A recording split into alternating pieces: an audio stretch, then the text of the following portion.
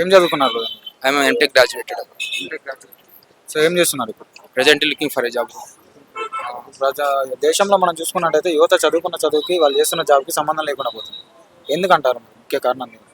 దానికి మెయిన్ కారణం అంటే ప్రజెంట్ ఫస్ట్ రీజన్ వచ్చేసి మన పాపులేషన్ ఒకటి.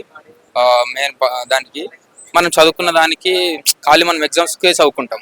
అదే ఎగ్జామ్స్ చదువుకునే బదులు మనం ఫ్యూచర్గా టెక్నికల్గా చదువుకొని అదే ఒక స్కిల్ని మనం ఇంప్లిమెంటేషన్ చేయాలి. అప్లికేషన్ చేసుకున్నట్టయితే మనం నిరుద్యోగతను కూడా నివారించవచ్చు. ఎందుకంటే అన్ని దేశాల్లో ఏంటంటే జనాభా తక్కువ ఉంటుంది, వాళ్ళకి తొందరగా ఉద్యోగ అవకాశాలు వస్తూ ఉంటాయి. మన దేశంలో ఏంటంటే జనాభా ఎక్కువ ఉంటుంది కాబట్టి ఉద్యోగ అవకాశాలు తక్కువ ఉంటాయి. ఆ ఉద్యోగ అవకాశాలు రావాలంటే మనం సెల్ఫ్ ఎంప్లాయ్మెంట్ ఒకటి చేయాలి. సెల్ఫ్ ఎంప్లాయ్మెంట్ బిజినెస్ అవకాశాలు కల్పించినట్లయితే వాళ్ళు కూడా మంచి అవకాశాలు వస్తూ ఉంటాయి. ఇలాంటి స్కీమ్స్ కావచ్చు, లేకపోతే వాళ్ళకి ఎంకరేజ్మెంట్ ఇచ్చి బిజినెస్ లో చేస్తూ ఉంటే వాళ్ళు కూడా ఇంప్రూవ్ అయ్యి సెల్ఫ్ ఎంప్లాయ్మెంట్ అవుతూ ఉంటారు.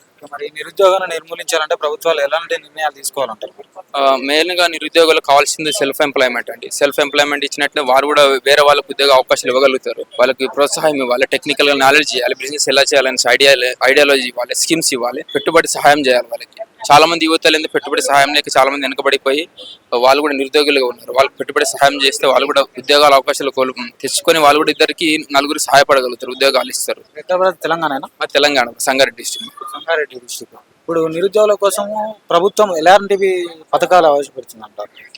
పథకాలు ఇప్పుడు నిరుద్యోగ వృత్తి ఇవ్వకుండా వాళ్ళకి సెల్ఫ్ ఎంప్లాయ్మెంట్ ఇచ్చి ఒక పర్టికులర్ మేనర్ లో ట్రైన్ చేసే వాళ్ళని ఒక బిజినెస్ పర్సన్ గా తీసి ఒక నలుగురికి ఒక విలేజ్ లో కావచ్చు, ఒక విలేజ్ నుంచి ఒక నలుగురు ఐదుగురు ఎంపిక చేసి ఆ ఎంపిక చేసిన వారిని విలేజ్ లో ఉన్న వారికి మొత్తం ఎంప్లాయ్మెంట్ ఇచ్చేటట్టు చేయాలి. ఒక విలేజ్ ను తీసుకొని ఒక్కొక్క విలేజ్ నుంచి ఒక నలుగురు ఐదుగురు సెలెక్ట్ చేసుకొని వాళ్ళకి బిజినెస్ పరంగా అవకాశం కల్పిస్తే వాళ్ళు ఎంప్లాయ్మెంట్ చేయగలుగుతారు. ఊర్లో కూడా ఎందుకంటే నిరుద్యోగులు చాలా ఎక్కువ అయిపోతున్నారు. నిరుద్యోగ భృతి అవసరం లేదంటారు?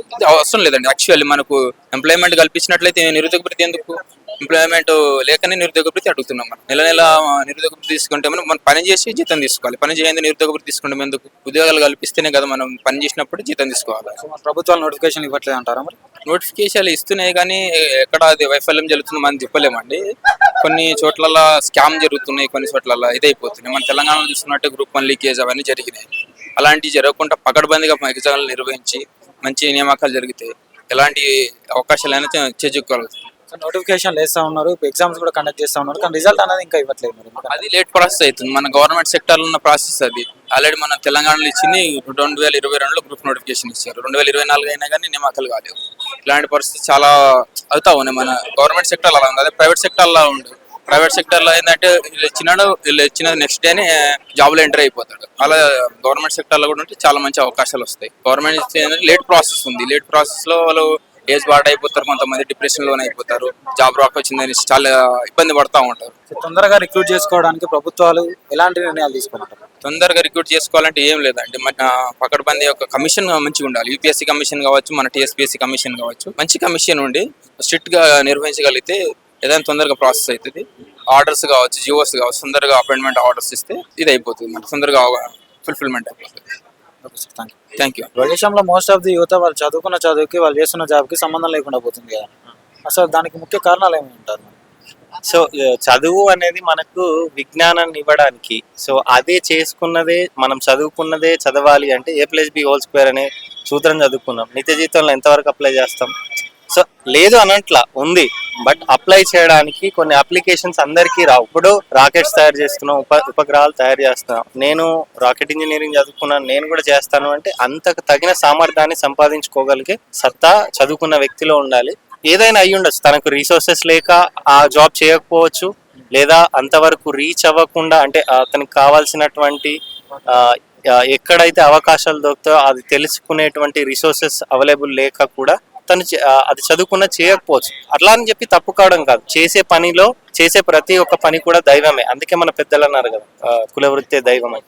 సో ఇప్పుడైతే కులవృత్తులు ఏం చేయకపోయినా చేస్తున్న పని కులవృత్తిగా అనుకొని దైవంగా భావించి చేస్తే ప్రతి దాంట్లో సక్సెస్ అవుతాం. కాబట్టి చేస్తున్న పని చిన్నది అని కాకుండా చేస్తున్న పని దైవంగా భావిస్తే ఎక్కడైనా సక్సెస్ అవ్వగలుగుతాం, ఆ జర్నీలో వెళ్ళగలుగుతాం అనేది నమ్మి చేస్తే పర్వాలేదు. అప్పుడు ఏ పని అయితే ఏముంటుంది? దేశంలో నిరుద్యోగం పెరగడానికి గల కారణాలు ఏమంటారు?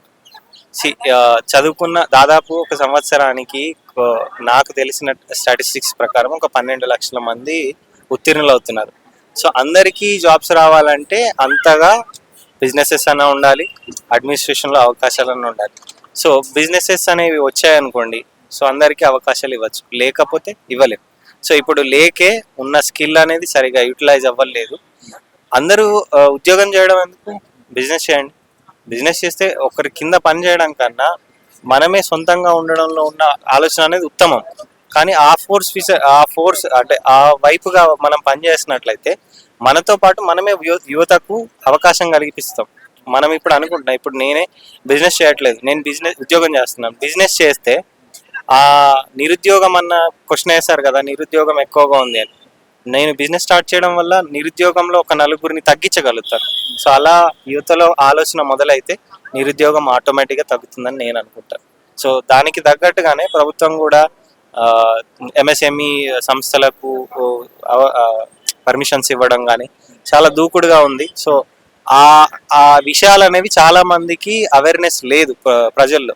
సో అది చదువుకునే విషయాల్లోనే ఉద్యోగం చేస్తే ఎంత ఉత్తీర్ణత రావచ్చు, అంటే ఎంత సక్సెస్ అవ్వచ్చు, బిజినెస్ చేయడం వల్ల ఎంత సక్సెస్ రావచ్చు, ఆ స్కిల్ని చిన్నప్పటి నుంచే లేదా ఒక కొన్ని అంటే బిలో గ్రాడ్యుయేషన్ లెవెల్లోనే సో సరైన విధంగా ప్రాక్టికల్గా ఒక క్యాంపెయిన్ లాగా రన్ చేస్తే ప్రతి కాలేజెస్లోనూ అవేర్నెస్ తీసుకొస్తే సో చాలామంది యువతలో ఉద్యోగం అనేది కాకుండా వ్యాపారం చేయడం అనేది ఎంత మన నిరుద్యోగాన్ని నిర్మించగలుగుతుంది అనేది వాళ్ళకు స్ఫురణకు వస్తుంది.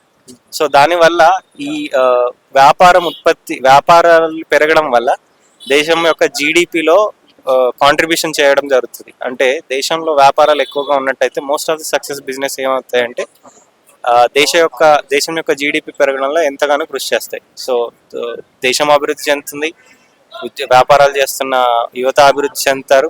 సో నిరుద్యోగం కూడా తగ్గుతుంది. సో మరి నిరుద్యోగాన్ని నిర్మూలించాలంటే ప్రభుత్వాలు ఎలాంటి నిర్ణయాలు తీసుకోవాలంటారు? ప్రభుత్వమే అంతా చేయాలి అని అంటే అవ్వదండి. సో ప్రభుత్వం చేసేంత చేస్తుంది. అన్ని డిపార్ట్మెంట్లో ఇప్పుడు ఏదైతే ఉందో కాంట్రాక్ట్ బేసిస్ ఏవైతున్నా వాటిని పర్మిట్ చేసుకొని ఇప్పుడున్న ఏదైతే వయో పరిమితి ఉందో ఆ వయో పరిమితిలో ఉన్న వాళ్ళు అంటే రిటైర్ అయిన తర్వాత కూడా చాలా మంది ఎంప్లాయీస్ ఆ వృత్తుల్లో ఉంటూ చేస్తున్నారు. అట్లాంటి వాళ్ళకి రిటైర్ అయిపోయిన వాళ్ళ లైఫ్ని వాళ్ళు ఎంజాయ్ చేయండి. కొత్త యువత ఎంతో ఉడుకు రక్తంతో ఉంది, పని చేయడానికి ఎంతో ఆసక్తిగా ఉంటారు. వాళ్ళకి సరైన స్కిల్ ఆన్బోర్డ్ చేసుకునే ముందు సరైన స్కిల్ ఉందా లేదా చెక్ చేసుకొని ఆన్బోర్డ్ చేసుకొని ఆ విధంగా ట్రైనింగ్ ఇచ్చేసి తీసుకోండి. ఎంతో మంది ప్రభుత్వం కోసం ప్రజల కోసం పరిగెత్తి పనిచేయడానికి యువత ఎంతో ముందుకు వస్తుంది ఖచ్చితంగా. Thank you. Thank you.